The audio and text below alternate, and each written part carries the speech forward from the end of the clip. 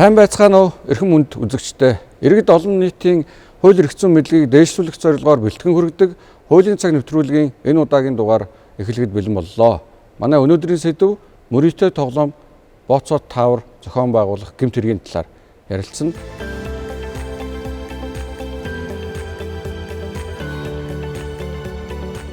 За энэ гэмт хэргийн дотор энэ мөрөөдтэй тоглоомын нөхцөл байдал ер нь өнөөдөр ямар байна вэ? Мөрөөдтэй тоглоом зохион байгуулах гэмт хэрэгээр бол одоо сүүлийн 5 жилийн тоон статистикийн мэдээгээр бол 1368 гэмт хэрэг бүртгэгдэн цагдаагийн боолт мөрдийн шалгах ажиллагаа явуулаад за өмнөөсөө 831-ийг нь бол шийдвэрлэн 331 хэргийг шүүхээр эцэслэн шийдвэрлүүлсэн байна. За одоо яг мөрдийн шалгах ажиллагаанд бол 206 гэмт хэрэг шалгалтын ажиллагаанд явагдаж байна. Төлбөр Tower Боцот тоглоом гэж яг юуг хэлж байна? Юуг нь хориглоод байгаа юм? Юуг нь зөвшөөрөөд байгаа юм? Хууль зүйн хувьд бол мөрөөдтэй тоглоом, төлбөр Tower, Боцот тоглоом гэдэг ийм гурван нэр томьёо яваад.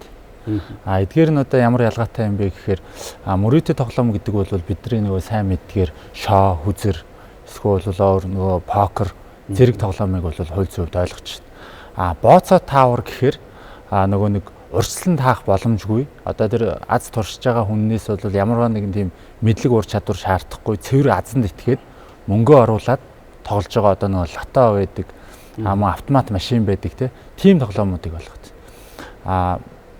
Төлбөр Tower гэдэг нь бол одоо нөгөө бидний сайн мэддгээр нөгөө бүхийн Tower, дээрээс нөгөө морин тойруулга зэрэг одоо эдгээр тоглоомуудыг бол одоо ингэ мөрөөдтэй төлбөр Tower, Боцот тоглоом, мөрөөдтэй тоглоом гэж ингэж гурван ялгаж ангилаад байна гэсэн үг. Монгол улсад эдгээрийг алийг нь хориглоод алийг нь зөвшөөрөөд байгаа. За саяхныг хүртэл бол зөвхөн мөрөөдтэй тоглоомыг бол хуулиар хориглодог байсан. Өөрөөр хэлэх юм бол сая өнгөрөгч 25 оны 5 сарын 30-ны өдөр бол Боцот Tower, төлбөр Tower, Боцот тоглоом гэдгийг бол хуулиар албаасаар хориглочихлоо. Өөрөөр хэлэх юм бол мөрөөдтэй тоглоом, Боцот Tower, төлбөр Tower гэдэг эдгээр одоо гурван төрлийн тоглоомыг бүгдийг нь бол хоригдсон гэсэн үг. Өөрөөр хэлэх юм бол эрүүгийн хуулиар аль алинд нь бол яар шийтгэл ханагдуулна л гэсэн үг. Мөрөөдтэй тоглоом зохион байгуулахаас гадна оролцож тоглоод байвал энэ өөрөө гэмт хэрэг үү? Тоглож байгаа иргэд маань энэ нь бол өөрөө нөхцөлийн тухай хуулийн дээр зааснараа торгуулийн арга хэмжээ авагдаа явагддаг. Монгол улсад одоо яг саяны нөгөө хуулийн нэмэлт өөрчлөлттэй холбоотойгоор ерөөсөө захин орчинд ч бай, биетэрч бай ерөөсөө ингээд бүх мөрөөдтэй тоглоом болон төлбөр Tower, Боцот тоглоомуудын бүгдийг ингээд хориглосон байна. Гадаад улсад байгаа тэрэнд ингээд Монгол иргэн орж болох уу? Яг энэ жишээ маань өнгөрсөн одоо жилүүд бас их гарлаа. Энэ юу гэхээр нөгөө дэлхийн нийт хүлээн зөвшөөрөгдсөн нөгөө OneXBet гэдэг нөгөө захин мөрөөдтэй тоглоомын хэлбэр байгаа. Бас нөгөө Mailbet гэдэг энэ өөрөө нөгөө Монгол улсад гадаад улсад зохион байгуулагдж байгаа хэдий ч Монгол улсын нутаг дэвсгэр дээр төрийг зохион байгуулж дунд нь бас ингээд зуучлах гэмт хэрэг одоо ингээд заллах гэмт хэрэгүүдийг бас ингээд үлдгэсэн. За энэ дээр бүгдээр яг Монгол улсаас яг энэ хууль гарснаар ингээд Монгол улсын нутаг дэвсгэр захин орчинд ч бай, биетэрч бай ингээд ерөөсөө ингээд яг энэ гурван төрлийн маань энэ Боцот тоглоом, төлбөр Tower, мөрөөдтэй тоглоом гэх энэ зүйлүүд маань бүгднийг ингээд хориглосон байна. Мөрөөдтэй тоглоом ер нь бол одоо зохион байгуулж иргэдийг хуурч мэхэлж ашиг олж байгаа нөхдүүд бол гэмт хэрэг үлдэж байна тийм үү? Тэгвэл энэ мөрөөдтэй тоглоомоо тоглоод байгаа энэ Боцот Tower энд оролцоод байгаа иргэд маань ер нь яадаг ашиг олон тэндээс одоо мөнгө олно л гэж тэр гэмт хэрэг зөрчилд оролцоод байдаг юм уу? Эдийн засгийн хувьд ашиг олъё гэсэн нэгдүгээр зорилго бий. Гэхдээ хамгийн гол нь хүний сэтгцийн одоо зөв тогтолт юу явагдаад байгаа вэ гэхээр бид нар нөгөө ямар нэгэн байдлаар таашаалын мэдрэмжийг авах хэлдэг. Хүмүүс бол одоо нөгөө дофамин гэж түгээмэл хэрэглээд бас мэддэг болчлоо тий. Яг байгалийнхаа нөхцлөөр дофамин буюу бид нар альва нэгэн зүйлээс таашаал авах юм хизээ хаана авах хэрэгтэй гэхээр хоол идсний дараа ч гэдэм үү. Ямар нэгэн ажлыг бүтээмжтэй хийсний дараа ч гэдэм үү тий. Энэ мэдрэмж энэ үед одоо дофамин ялгарч бид нар таашаалыг авдаг болвол одоо нөгөө сошиал орчин мэдээллийн 900 бас ингэж нэг түгээмэл болсонтой холбоотойгоор огцом өсөлттэй энэ дофамин мэдрэх юм хэрэгслүүд маш олон болцсон. Тэгэхээр нөгөө өөрөөр хэлбэл хүн тэр гоё таата мэдрэмжийг богино хугацаанд түргэн бас өсөлттэй өндөр төвшөнд авахыг хүсэж байдаг те. Яг энэ хүслийнхаа мэдрэмжээр альва нэгэн зүйлийг таата мэдрэмжийг хайж явахдаа энэ бооцоо мөрийг тавих үед хожно. За бага ч их ч янз бүрийн байдлаар энэ үед нөгөө аз жаргалын гормон гэдэг юм чи ялгараад аюу гой таата мэдрэмж аваад байгаа. Тэгээ эхний удаадаа бол энийг сонирхож нөгөө гой таата мэдрэмж тийм нэг азтай байна, амжилттай байна, бүтээмжтэй байна гэдэг энэ гой мэдрэмжийг авч явж итэл энэ нөгөө донтолт гэдэг энэ үе шат руу ингээд ороо явчихж байгаа. Нийтдээ 5 үе шат байдаг. Тэгээ эхлэл үе гэж байна. За тэгээд тэр үед бол нөгөө сонирхох үе яваад идэг.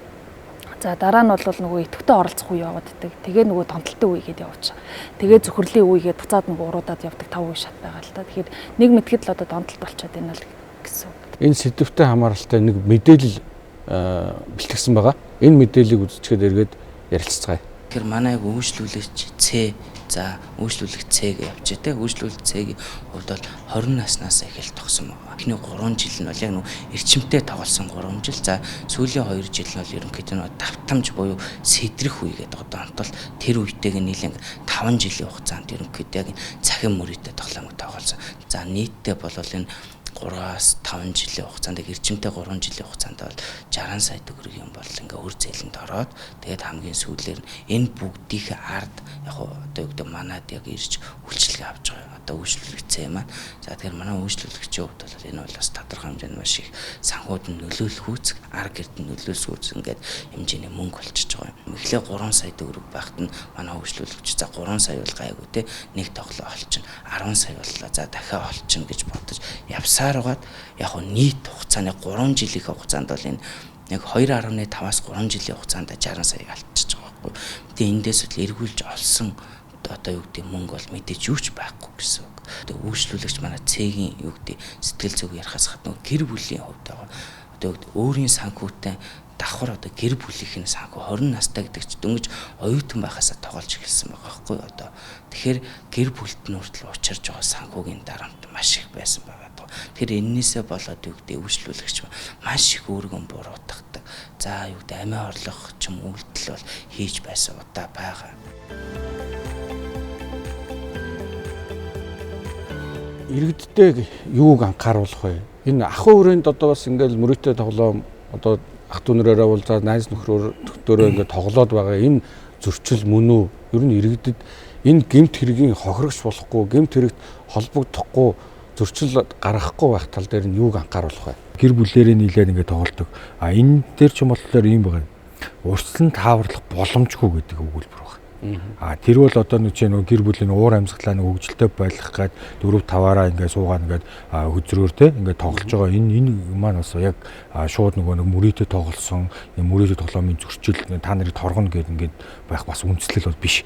Яг хуулийнхаа заалтан дээр нөгөө урьдчилан тааварлах боломжгүй мөнгөнд үнгээр тоглох гэсэн өгүүлбэр байгаа учраас бас нөгөө гэртээ бас тоглож болохгүй юм байна гэдэг ойлголт бас байж болохгүй. Мөрөөдө тоглоом зохион байгуулагч байна уу? Мөрөөдө тоглоом тоглох гэмтэрэг нь өөрөө ашиг олох зорилготой. Хин нэгэн ингээд дөрүүлээ нийлээ тоглож байхад хин нэгэн хүн тэндээс ашиг олно доо гэдэг ийм нууцхан шунхаан сэтэл бол тэр хүнд байгаад байгаа. Гэтэл гэрээ орчин нөхцөлд бол аав ээж ах дүүсээрээ тоглож байгаа нөхцөлд бол тийм шунхаан сэтэл байхгүй. Тэгэхээр ийм санаа сэтэл зорилго байхгүй байхад бол гэмт хэрэг юм уу зөрчил гэдэг байдлаар бол авч үзэхгүй. Аливаа гэмт хэрэг дээр өөрийн данс болон утсыг битээ ашиглал. Хин нэгэн хүнд. Одоо бид нар бүгд мэднэ. Цахим дээр Facebook ухаал үзэхэд данс ашиглана. Данс түрээслэн тэдэн төгрөг. Өдрийн тэдэн төгрөг. Тэрэнд л битээ ор. Тэр бол өөрөө аливаа нөгөө нэг гэмтэргийн сэдэлтэй буюу нөгөө саарл мөнгийг эргэлдүүлэх зорилготой л таны дансыг ашиглах гэж байгаа. Энийг бол одоо саяхан 7 сарын 1-ний хүртэл бол хуулиар зохицуулаагүй байж байсан болвол яг өнөөдрийн байдлаар буюу 7 сарын 1-ээс хойш та дансаа аливаа байдлаар ашиглуулахад л 6 сараас 3 жилийн хугацаагаар хорихыг шийдвэрлэх ийм хуулийн зохицуулалттай болсон. Тэгэхээр энийг бол иргэд бол онцгойлон анхаарах хэрэгтэй. Нэгдүгürt хоёрдугаарт бас нэг хуулийн нэмэлт өөрчлөлт орсон. Нөгөө цахим бүх төрлийн цахим мөрөөдтэй тоглоомыг хориглодог гэдээ бид сая ярьсан тийм ээ. Тэгэхээр бүх төрлийн цахим тоглоом, мөрөөдтэй тоглоом, бооцоо тоглоом дээр сурчлагаа хийхийг мөн хуулиар хоригдсан. Тэгэхээр нөгөө бид бол сайн мэднэ олонний танилын эрхмүүд маань сурчлагаа хийдэг. Одоо 1xbet эсвэл өөр бусад те мөрөөдтэй тоглоом, бооцоо тоглоом энд ингээд мөнгө өгөөрөө тим хожин, машин хожин, байр хожин ч гэж ах шиг те ийм юмнууд байдаг. Тэгэхээр энийг бол хуулиар хоригдсан. Хэрвээ энэ төрлийн үйл ажиллагааг аливаа одоо олонний танил эрхэмч байна, олонний танил бос хүн явуулаад аливаа байдлаар сурчлах юм бол зөрчлийн болоо эрүүгийн хуулиар яаш шийтгэлтэй ийм хуулийн зохицуулалттай болсон. Тэгэхээр иргэд энийг анхаарах нь зүйтэй гэж хэлмээр. Сэтгэл зүйн талаас нь юу вэ гэхээр нөгөө аливаа нэгэн зуршил бий болох чинь 21-ээс 60 хоног гэж үзэж байгаа. Өөрөөр хэлбэл ямар нэгэн юмыг эхлүүлэхдээ, тоглоомыг эхлүүлэхдээ хүн донтыг гэж эхлүүлдэг. Эхэлсэн явж идэг тэр таашаалын мэдрэмж улам даамжирсаар идэл бие организм өөрөө тасал болоод эхэлж байгаа учраас цаашдаа бол би өөрөө нэхэж эхэлдэг тэр нөгөө мэдрэмжээ. Тэр цаанаас нэхэд байгаа учраас тэр мэдрэмжээ авахын тулд ингэж явсараад өөрөөр хэлбэл донтолт гэдэг юм руу орчих юм бол донтох гэдэг бол сэтгцийн эмгэг болоо явчихж байгаа. Өөрөөр хэлбэл өвчин гэсэн үг. За энэ өвчин болсон тохиолдолд бол эмийн эмчилгээ болоод сэтгцийн эмчилгээ хийх шаардлагатай болоод энэ гэсэн үг шүү дээ. Тийм учраас нөгөө нэг мэдхэд те яг явсаар байгаад одоо хүнд шатандаа орчих юм бол энэ бол амьдралын чинь одоо бүх тэнцвэрийг алдагдуулнаа. Амьдралын бүх тэнцвэр алдагдана гэдэг чинь нийгмийн харилцаанд бүх тэнцвэр алдагдана. Ажил, амьдрал аль нь одоо хэцүү болж эхлэн ажиллаа хийх боломжгүй болно. Тэгээд яг хуу ер нь мөрөөдөө тоглож байгаа хүмүүс бол нэг юм тархины одоо зүй тогтлын хувьд бол нэг юм алдаатай нүхээр нэг юм алдаатай бодол байгаад байдаг. Энэ алдаатай бодлынхаа нүхээр бүх хорвоо ертөнцийг харж эхэлж байгаа. Тийм учраас өөрт нь одоо шүүмжлэлтэй хандаж хэлж байгаа хүмүүс дургууг нь хүргээд эхэлдэг. Тэр хүн дургуу болоод эхэлдэг ч гэдэм юм. Тэгээ хорвоо ертөнц ерөөсөө яг тэр нүхээрээ л харагдаад эхэлдэг гэсэн үг. Гэр бүл дагаад энэ хохирогчнор нэлээд гардаг байх тийм үү? Цагдаагийн байгуулалт шалгаж байгаа ч юм дээр бол одоо ингээд бүр яг мөрөд тоглоомд ингээд тоглоод амьдралаа үгүйгээд бүр амиа алдчихсэн тохиолдол ингээд цагдаад бас ингээд шалгагдчихж байгаа. За тэгээд дээрэс нь одоо яг ингээд цагдаагийн байгууллага маань одоо энэ дээр яг юу хийж ийн вэ гэхлээр ерөөсөө одоо хамгийн сүүлийн нэг хуулийнхаа нэмэлт өөрчлөлттэй холбоотойгоор одоо Монгол банк болон банкнуудын холбоотойгоо хамтраад дансаа бүү ашиглуул гэдэг арга хэмжээ эхлээд одоо сая 10 сарын 27-оос эхэлсэн арга хэмжээ нь явж байгаа нөлөөллийн ажил арга хэмжээ маань. За энэ юу гэхлээр ерөөсөө ихэнх нөгөө одоо мөрөөдөө тоглоомч бай бусдаа ингээ гимтэрэг захин орчинд үйлдэж байгаа гимтэргүүд маань дандаа нөгөө хин нэгэн хүний данс ашиглагдаадах. Тийм учраас ерөөсөө та бусдад ямар нэгэн байдлаар өөрийнхөө хувийн дансаа ашиглуулахгүй бай. Дээрээс нөгөө одоо энэ түрүүн хэлсэн нөгөө групп нөгөө чатууд их явж байна. Данс түрээслэн нэг бол дансаа түрээслүүлье гэдэг гэсэн. Эдгээр маань өөрсдөө ингээд эргүүлээд хуулийн хариуцлагатай дээрээс нь энэ таны нөгөө хувийн мэдээллийг чинь хангаж идэг зүйл шүү. Энэ дээр ингээд иргэд маань бас сэрэмжтэй байгаа ч эргүүлээд та хин нэгэн тэ өдрийн 100 сая төгрөг 200 сая төгрөгийн төлөө та тэнд ингээд дансаа ашиглууллаад мөнгө олж байгаа хэдий ч цаана бас ингээд тэ олон 10 хүнийг бас ингээд хохироож байгаа. Дээрээс нь та өөрөө бас ингээд гэмт хэрэгт холбогдогч болоод ингээд хуулийн дагуу ингээд ялж шийтгэл хүлээх болж байна гэдгийг л иргэдтэй бас ингээд сайн харуулж хэлж зорилготой юм нөлөөлөл ажил арга хэмжээ маань эхэлсэн явж байна. Мөрөөдөө тоглоомтой холбоотой иргэний үеийн зохицуулт байна. Иргэний үйл дээр бол юу гэж заасан бэ гэхээр энэ мөрийн таавар тоглоом дээр бол одоо шаардах хэрэггүй гэж зохицуулсан. Өөрөөр хэлэх юм бол одоо бид дөрөв найз байлаа гэхэд за би ингээд найз нь ингээд нэг юм тоглоом тоглох гэсэн юм аа. Чи найздаа нэг 500 сая төгрөг өгөөч. Би одоо яг хожих гээд байна гэхэд та надад 500 сая төгрөг зээлэх юм бол та надаас буцаан шаардах хэрэггүй. Тэгэхээр энэ үндслээр бол иргэдэд юу хэлэх гээд байна вэ гэхээр хэрвээ найз чинь мөрөөдөө тоглоом тоглож байгаа бол түүнийг зогсоогооч. Мөн дээрээс нь тоглож байхад нь бити дэмжлэг үзүүлж мөнгө нэмж өгөөч. Хэрвээ дэмжлэг үзүүлэх юм бол одоо бол бүр эргүү хуулиар ялтай болчиход байна. Иргэний хувьд бол бүр 2002 оны иргэний хуулиар бол та мөрөөдөө тоглоом тоглож байхад нь дэмжлэг үзүүлээд мөнгө зээлсэн бол тэр зээлсэн мөнгөө буцааж авч чадахгүй шүү гэдэг иргэний хувьд бол зохицуулсан. Донтолтыг эмчлэх эм гэж байхгүй. Энэ хорвоо ертөнцийн дээр байхгүй. Одоо эмийн эмчилгээ гэж хэлээд байгаа нь бол антидепрессантууд буюу тайвшруулах төрлийн эмчилгээ л хийж байгаа байхгүй. Тэрийг бол жоохон зөвлөрүүлнэ л гэсэн үг тийм намжаана. Тэрнээс яг эмчлээд эм угаад эмчлэгдэх боломжгүй болчихж байгаа гэсэн. Тэгээ нөгөө нэгэн донтох эмэгтэй болцсон бол юу гэж хэлж байгаа гэхээр мөрөөдөө тоглоом донтох эмэгтэй хүмүүсийн гарын тасалсан ч тэд хөлөөрөө тоглох болно гэдэг байхгүй. Өөрөөр хэлбэл сая нөгөө хэлээд энэ те нөгөө донтно гэдэг. Тэгэхээр энэ донтох гэдэг процесс чи аажмаар явагддаг учраас сая манай өмгөөлөгчийн хэлдэг нөгөө анханасаа бүтгий хийгээч хэл гэдэг юм. Тэг анханаас бүтгий тоглоорой. Тэр мэдрэмж чи өөрөө даймжруулаад таныг тэр донтохын эрсдэл рүү оруулаад байгаа шүү гэдгийг бас хэлмээр байна. Нэгэнт одоо эргэн тойрны чинь хүн ийм шинж тэмдгүүд илрээд ажил амьдрал санхүүгийн байдлаараа хохироод эхэлсэн байгаа бол мэрэгжлийн хүнд хандаарай. Мэрэгжлийн хүнд гэдэг байгаа нь сэтгэл засалж, сэтгэл зүйч, сэтгцэн эмч. Энэ хүмүүст хандж ижил энэ бүхнээс ангижрах боломжтой. За энэ төрлийн гэмт хэрэгт холбогдсон хүмүүс ер нь ямар хариуцлага хүлээлгэж байна? За эргүү үйл орц нэмэлт өөрчлөлтөөр бол мөрөөдөө тоглоом, бооцоо тоглоом зохион байгуулах юм бол 6 сараас 3 жилийн хоригт. Энэ тоглоом дэмжлэг үзүүлсэн бол 6 сараас 1 жилийн хоригт. Тэгэхээр ерөнхийдөө бол нөгөө нэг түрүүн сэтгэл зүйчийн маань хэлдгээр ер нь хорихгүй л бол гэдэг шиг одоо нэг гар үлийн тастаач нэмэр байхгүй байгаатай адилхан ер нь бол 20 төрлийн арга хэмжээг авах нь зүйтэй гэж хууль тогтоогч үзээд байна. Мөн дээрээс нь мөрөөдөө тоглоомыг өөрөө тоглож байгаа этгээдүүд маань зөрчлийн хуулиар 5 сая төгрөгийн торгуултай. Торгуул гэдэг ярихаар хүмүүс юу гэж ойлгодог вэ гэхээр зөвхөн 5 саяар торгуулад өнгөрөх юм байна. Бид нар өнөөдөр 50 сая төгрөгийн бооцоо тавиад тоглож байгаа юм чи ямар хамаатай юм бэ гэж ойлгоод идэг. Гэтэл зөрчлийн хуулийн зорилго юу вэ гэхээр нөгөө тоглоом тоглож байгаа тэрхүү одоо хөрөнгө мөнгийг бүгдийг нь хураагаад дээрээс нь 5 сая төгрөгөөр торгоно гэдгийг бас иргэд ойлгох хэрэгтэй. Нөгөө мөрөөдөө тоглоом буюу нөгөө казиногийн систем маань өөрөө 10 удаа өгнө эргүүлээ 100 удаа авна л гэсэн. Гим юм гэдэг. Тэгэхээр нөгөө одоо ингээд тоглож байгаа тоглолцсон гэл ингээд донтчлаач гэдэг юм уу те ингээд ер нь цагдаа бол хандж байгаа хүмүүсээс ингээд яриаг нь сонсхолоор ерөөсөө би бол тэдийг хожицсон юм а гэдэг. Тэгээд та хэдгүүл хэдийг алдсан юм бэ гэхлээр ингээд бодож ийсэн нөө би тэдийг алдсан юм гэдэг. Нөгөө өөрөх нь алдчих өөрөө нөгөө хожсон гэдэг ингээд нэмээ яваад идэг. Тэд дээр нэг одоо юу гэдэг 100 дээр 200 ингээд нэмээд ингээд одоо нэг 10 сая болт юм уу те 10 саяг би хожсон гэж яриад. Эргүүлээд алдсны ингээд асуулт асуугангуудыг тухайн үед ингээд бодож байгаа хэрэг. Тэгээ ингээд бодож ирсэн би нэрээ баг 200 сая төгрөг алдсан юм биш. Тэгээ тэр их мөнгө хаанаас гарч ийн гэхээр яг дөрөвний мөнгөлөгч маань хэлдэг. Нөгөө гэр бүл, найз нөхөд тэгээ дээрээс нь ажлынхан тэгээ дээрээс нь одоо өөр ийд хөрөнгө нөгөө машин, байр барьцаан тавьдаг. Тэр битгийл бүр нөгөө бүр зарж үрээд ингээд тоглоод ингээд яваад тохиолдол байгаад байгаа.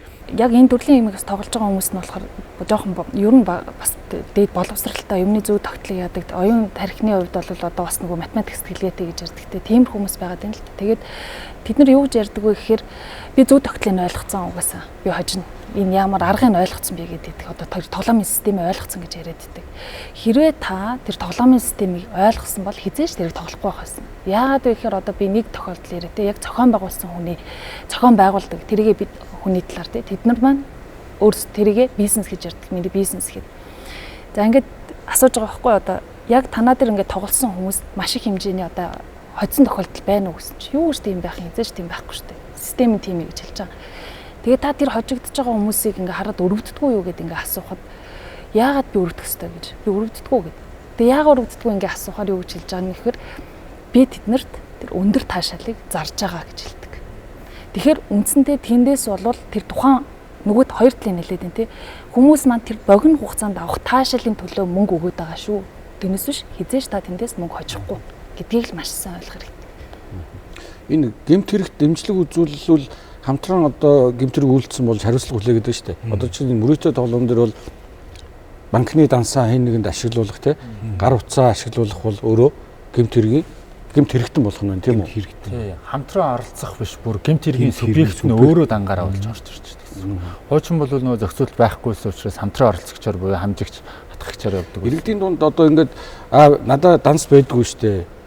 Би данс ашигладаг шүү дээ гэдэг юм уу хөдөө байдаг. Эсвэл хийм данс ашигладаг хүмүүсийг найз нөхдөд ч юм уу эсвэл бүр хөндлөнгийн хүн за энэ угаасаа банкны данс ашигладаг. Гингүүтээ тухайн үед хэдэн төгрөг 100 сая төгрөг ч юм уу өгөөд банкн дээр дагуулж очиод дансыг нээлгээд тэгээд бүх данс ашиглах захирын зарцуулах эрхийг өөртөө авчдаг.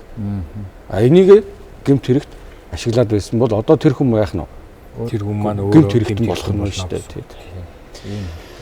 За нийгэмд бас нэлээд тийм эмзэг одоо сэдвэр мөрөөдөө тоглоомын сэдвэр студ ирж одоо ярилцсан та бүхэндээ баярлалаа илэрхийлье. Хуулийн цаг нэвтрүүлгийн энэ удаагийн дугаар мөрөөдөө тоглоом гэсэн сэдвээр үргэлжлэлээ.